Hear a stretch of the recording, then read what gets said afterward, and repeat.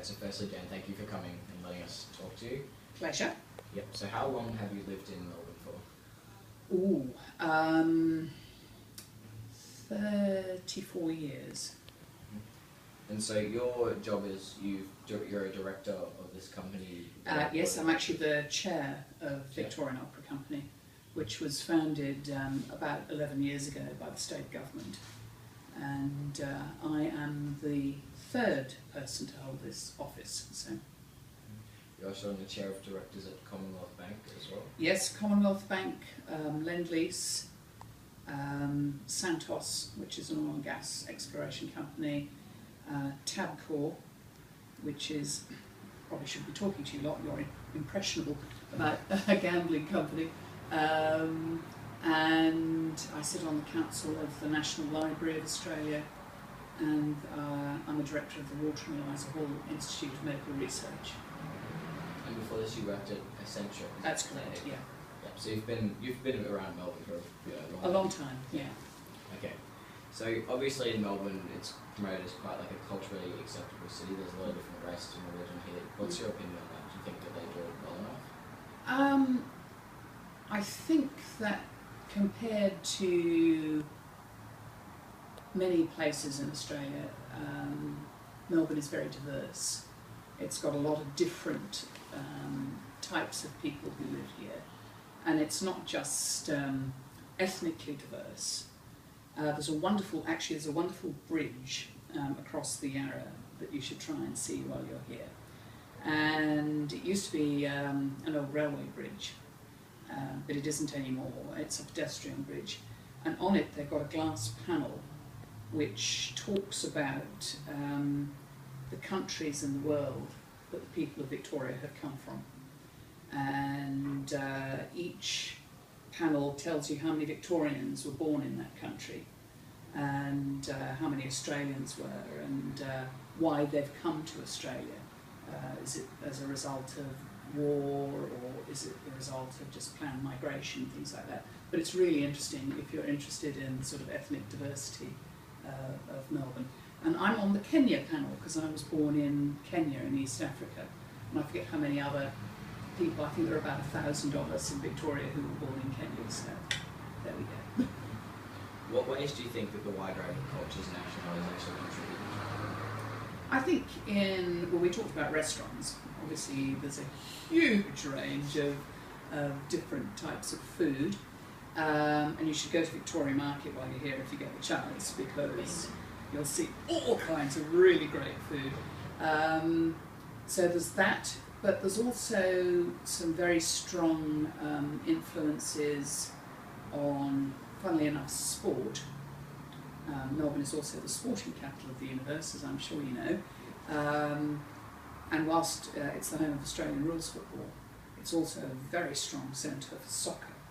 And the reason for that is because we've got so many people from European countries who have a very strong tradition in soccer, so we can get just as excited about soccer matches as we can about anything else. But I think the real influence around sport is, I think we've got a capacity crowd at the MCG to watch sumo wrestling.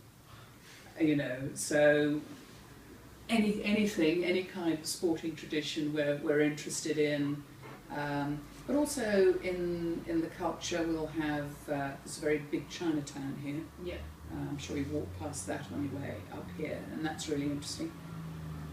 And there's a Greek centre all along Lonsdale Street, and they'll have sort of Greek National Day, and you'll get all the dancing and the music and everything. It's a lot of fun. It makes for a very rich environment to live in. You know, you can always be doing something different.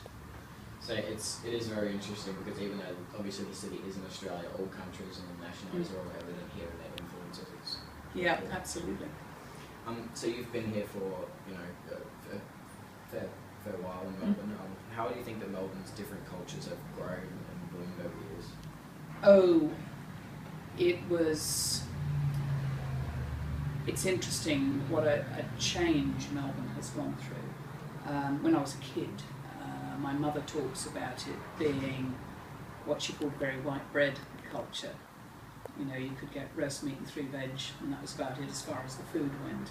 And you couldn't get a decent coffee for love or money. And now, of Of course, Melbourne's famous for its coffee all over the world. Very snobby about our coffee, actually.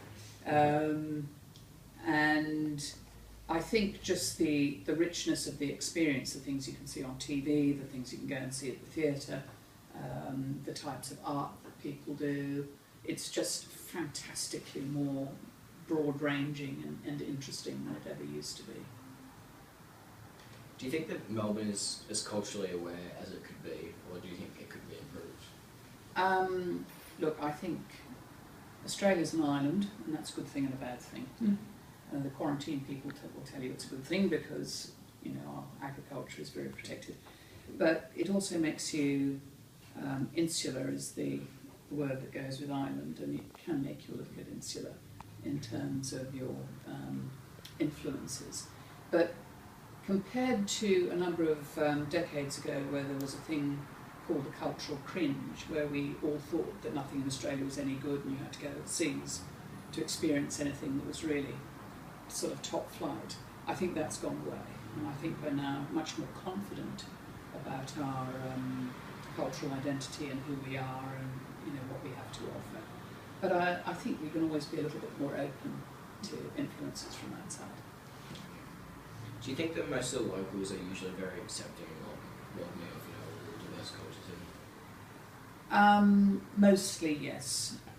But like the rest of Australia, you've got pockets of people who don't like change and who don't like outside influences and react very badly against it. But I think mostly Victorians are pretty easygoing and accepting. Yeah. Do you think that Melbourne as a city is, you know, becoming more of a world-leading city and when it comes to the culture and nationality? In a leading way? Well, I think it's the 5th year running we're ranked the world's most livable city in Melbourne. So that's got to count for something, and I reckon that's part of having a lot of different types of people here has contributed to the sort of richness of it. Okay. How do you think that Melbourne sets itself apart from other cities in Australia? I think one of the things we have been very lucky with in Melbourne is that we were at one point, back in about 1870, I think, the world's richest city, and that was because of the gold rush. So money was spent on public institutions in a way that it probably hasn't been spent in other cities, and we've got some wonderful sort of old buildings and things like that to be very proud of. And I think it set an expectation way back then that we were something special, and we've always sort of had that kind of self-belief that we were something special. How do we keep that nowadays? I think we do focus very much on the cultural aspects here.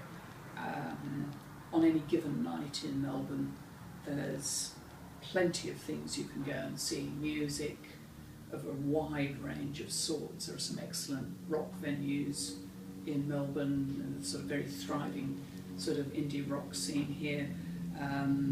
There's things like we do here at Victorian Opera, there's concerts of various kinds, all sorts of different types of theatre going on. There's a lot going on, more I think than you'll find in other capital cities. Obviously the festival that is going on now, is that just a Melbourne, it's called the Melbourne Festival? It's called the Melbourne Festival. Adelaide has a really good festival as well, actually, every 2 years. And Sydney has a festival in January, but we think ours is best. You know. Do you think that there is enough festivals and events to? Oh, I think Melbourne does a really good job of that, actually. The city and also the government of Victoria do a very, very nice job of festivals. We have a comedy festival, which is an absolute blast. And we have the arts festival, but there's always something going on, some kind of major sporting or cultural event. I think every month there's usually something, some major thing happening, food or Grand Prix or you know something's happening. So with your companies, do you usually get to be involved with this? Sometimes, yes. Tabcorp, of course, is very heavily involved with the races. The Spring Racing Carnival's just started, and we'll all be off to the races especially that first week of November when we have the Melbourne Cup. So that's a huge sort of event in Melbourne, but not so much with the others. I do get invited to the tennis, which I like very much, so that's a great thing to look forward to at the end of January. Okay, well thank you very much for your time. Oh, my pleasure. I was expecting a far worse grilling than that.